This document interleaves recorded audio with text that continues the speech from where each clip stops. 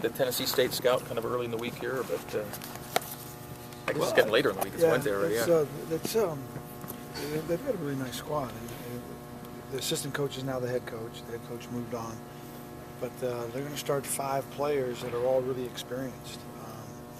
3 seniors and then a junior that's a redshirt junior and then a redshirt sophomore. So guys who have a lot of experience and they're very talented. They won 20 games last year. 4 of them started last year. So it's a good squad. And I know our guys are really excited to prepare and get ready to go. A guy you've played against in Cyphers. Yeah. It seems like there's a couple rosters out there that we'll see a couple former Utah guys this year. Dave, is this Brandon's team right now? I know you want the ball to go through him a lot, and do you want him to feel that pressure or expectation? No, I wouldn't say that right now. I would say that we've got a group of core guys, 7 or 8 guys that we'll try to find out how we're actually going to find ourselves with that group initially. And obviously we need Brandon to play well. I think he expects to play well. The coaching staff has a really high expectation, but I don't think we need to kind of label it as Brandon's team. I do believe that he needs to play well though for us to be good. Do you have a first group yet? No, I don't think so. I think that it'll probably be a combination of the 2 groups that we started. We need to really evaluate the matchups and then kind of go through our best scenario as far as guys we think can start the game, guys that we think can come off the bench and actually give us a lift, and then multiple spots that they can play, and so it gives us the most freedom to start as far as our ability to start well. And if we don't start well, we can get something going from the bench, and if we do start well, we can still get better when we sub. All those things are issues we need to talk about. What impact will Augustin Ambrosino have on the team? Augie right now is really he's learning how we play. I think that his talent level is terrific, and what he needs to do is stay really positive as he learns our system. I think he gets better every day, and we look forward to him to really helping us. At how much and at what point, that still remains to be seen. You made the comment after that second game about being concerned about guys going for roles, and you mentioned the word agendas. And did that change much early this week? Now we've addressed it, and I think that hopefully our guys will understand that the success of our program is that we all play with one agenda, and that's to win. And I think execution will continue to be an issue, and a lot of guys are still learning, and a lot of guys are still trying to understand our expectations for them.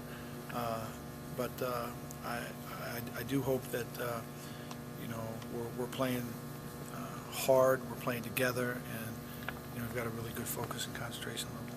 What's the status of Anson? Is he? Anson practiced the last 3 days, so and his ankle feels okay.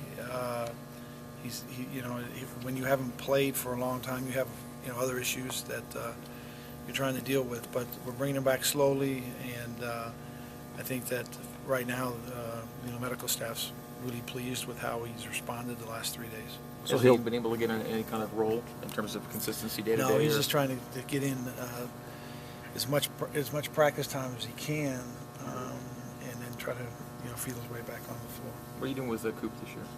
Coop's going to redshirt. In what ways do you expect the football team's freshman defensive end Bronson Cachusi to contribute to the team? Well, we'll see. That's a long ways down the road. If it happens, we'll see how that works. Dave, what are you going to be looking at in this season opener? You've seen some things through the exhibition season now, but as you get into the actually playing the regular season game, what are you specifically going to be looking for your team to do? Well, I think it's time for us all to.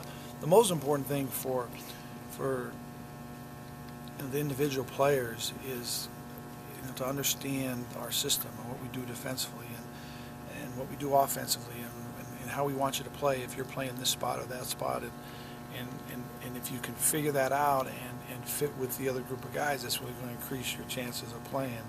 That's individually, which each guy kind of has to work through.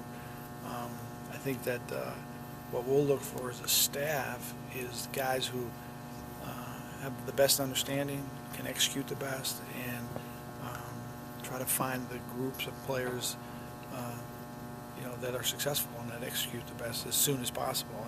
And I do believe that some of, especially our newer guys, really talented guys, if you just put them out there and played one-on-one, that there'd be probably a different result. But bottom line is trying to learn everything that we do and then play at the pace that we play at and the consistency that we expect from our guys. Those are all issues, and when everybody develops to that point, individually, then they'll be able to contribute to our team. Kind of a random question here, but would you generally expect a return missionary to win like the mile run you guys do with conditioning to start a season, something like that? I wouldn't normally expect that. No, that's I think it's happened once, maybe twice, but that's not the norm. It's a special dude that way, isn't he? In terms of how hard he works. Yeah, and but his preparation is as good as anybody I've seen. I mean, and his consistency. He's always there and always working, and it's a real priority for him. Brandon's ability to hit the three, was that high on your checklist for the offseason for him? No, probably more on his checklist.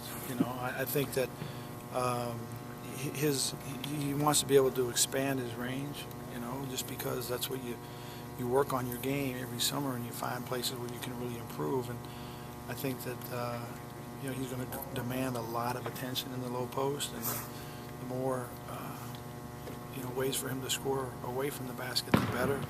I think he's improved his distance on his range every year he's been here, from maybe 8 or 10 feet when he first got here to 12 to 14 feet, and now I think he's expanded a little more. And he's very skilled, and trying to mix that low post toughness and tenacity and the strength that you have to play inside and the finesse on the perimeter is kind of a special thing to have, and hopefully he can continue to develop it. Is that maybe a senior year edge? You probably see that a lot, guys.